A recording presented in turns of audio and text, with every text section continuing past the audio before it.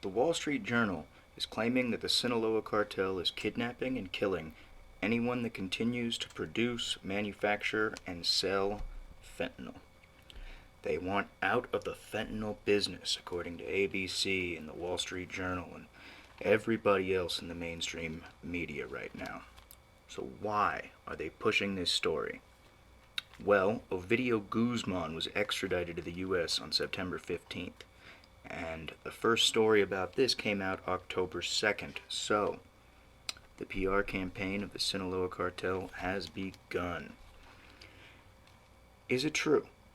Probably not. Fentanyl is the biggest moneymaker for the cartel ever, probably in history. Meth makes them a good amount, but this is a whole other level.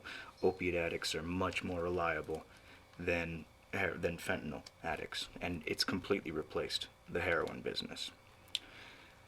Even if it is true, it won't matter, because the ruling class has nothing against the production and sale of fentanyl.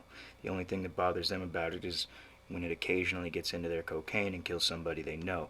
But that's a rarity if you have money and know where you're getting your shit from. The Sinaloa Cartel worked with the CIA. We know about this thanks to the Fast and Furious program where we were arming them. And that always ends the same, pretty much.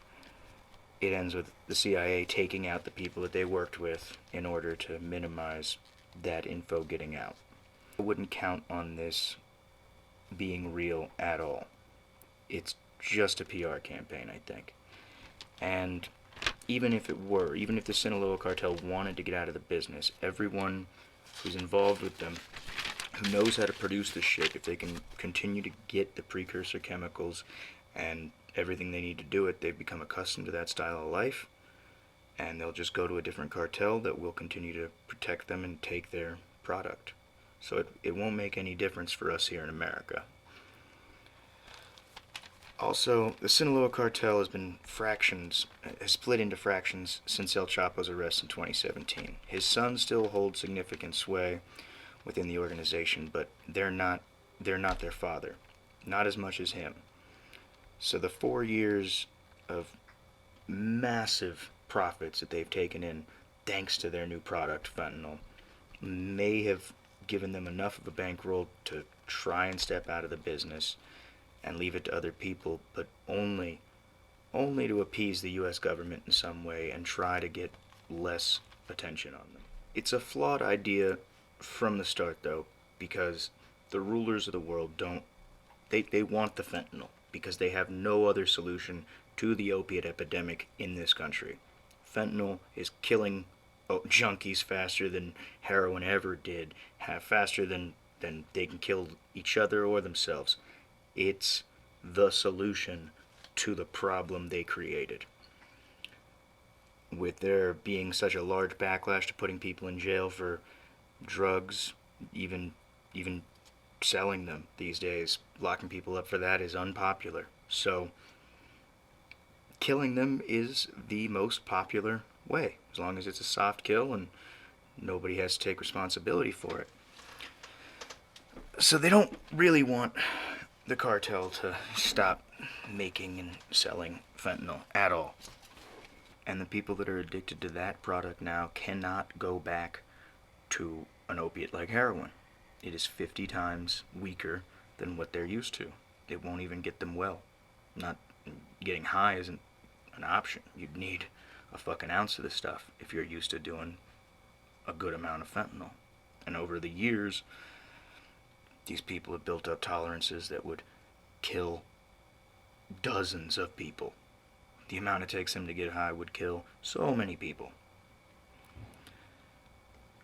So, it's interesting that the PR people of the Sinaloa Cartel have such extensive reach. It's not surprising if you watch any Vice documentaries or National Geographic documentaries about the drug trade.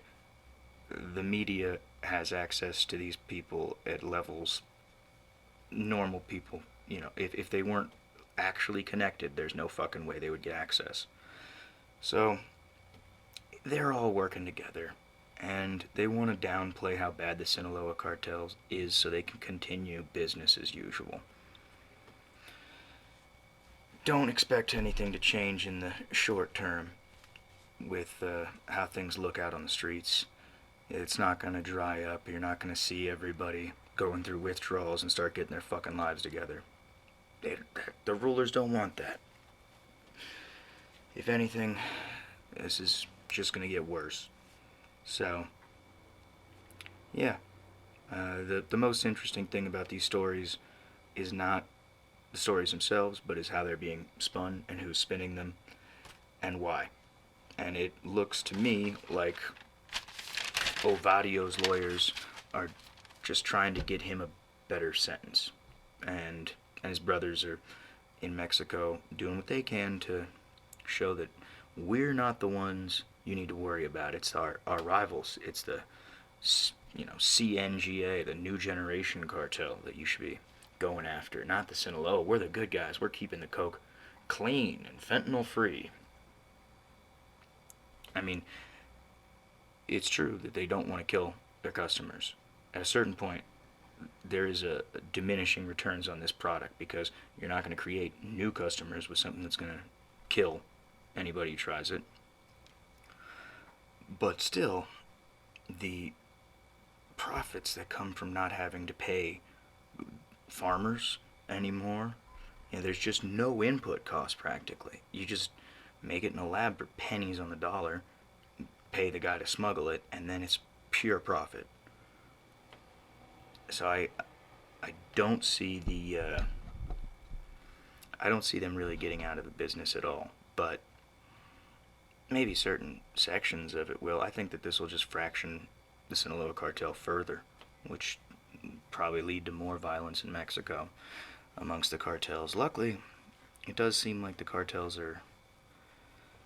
Well, I don't want to speak highly of the cartels in any way, but there's a lot of murder going on, of course, but most of it is with, other cartels and within the cartel and people that are involved in that business. It's not just random killings and shit like that, for the most part.